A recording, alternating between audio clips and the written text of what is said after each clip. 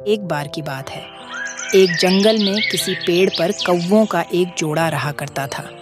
वो दोनों खुशी खुशी उस पेड़ पर जीवन बसर कर रहे थे। एक दिन उनकी इस खुशी को एक सांप की नजर लग गई। जिस पेड़ पर कौवों का घोंसला था, उसी पेड़ के नीचे बने बिल में सांप रहने लगा। जब भी कौवों का जोड़ा दाना चुगने के लिए जाता, सांप उनके अंडों को खा जाता था। और जब वो वापस आते तो उन्हें घोंसला खाली मिलता था, लेकिन उन्हें पता नहीं चल पा रहा था कि अंडे कौन ले जाता है।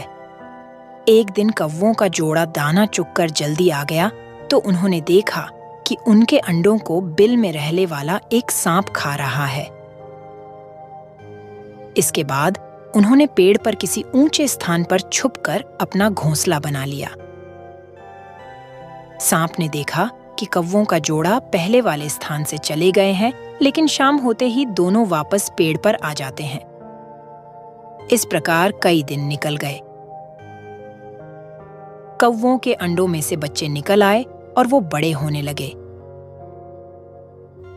एक दिन सांप को उनके नए घोंसले का पता चल गया और वह कौवों के जाने का इंतजार करने लगा।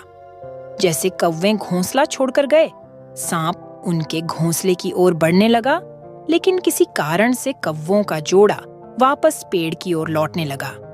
उन्होंने दूर से ही सांप को उनके घोंसले की ओर जाता देख लिया और उन्होंने जल्दी से वहां पहुंचकर अपने बच्चों को पेड़ की ओट में छुपा दिया। सांप ने देखा कि घोंसला खाली है तो वह कौवों की चाल समझ गया और वापस बिल में जाकर सही मौके का इंतजार करने लगा। इसी बीच कौवे ने सांप से पीछा छुड़ाने के लिए एक योजना बनाई। कौवा उड़कर जंगल के बाहर बने एक राज्य में चला गया। वहां एक सुंदर महल था। महल में राजकुमारी अपनी सहेलियों के साथ खेल रही थी। कौवा उसके गले में से मोतियों का हार लेकर उड़ गया। सभी ने शोर मचाया तो पहरेदार हार लेने के लिए कौवे का पीछा करने लगे। कौवे ने जंगल में पहुंचकर हार को सांप के बिल में डाल दिया, जिसे पीछा कर रहे सैनिकों ने देख लिया। जैसे ही सैनिकों ने हार निकालने के लिए बिल में हाथ डाला तो सांप फुंकारता हुआ बाहर निकल आया। सांप को देखकर सैनिकों ने तलवार से उस पर हमला कर दिया, जिससे सांप घायल हो गया और अपनी जान बचाकर वहां से भाग गया।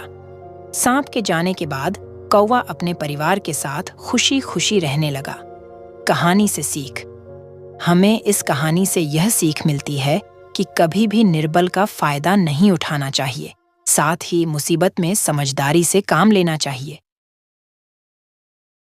दोस्तों, हम अपने चैनल में रामायण, महाभारत और सभी प्राचीन और प्रसिद्ध कहानियां डालने वाले हैं। अगर आपको इन कहानियों में रुचि है तो अभी सब्सक्राइब करें हमारे चैनल को।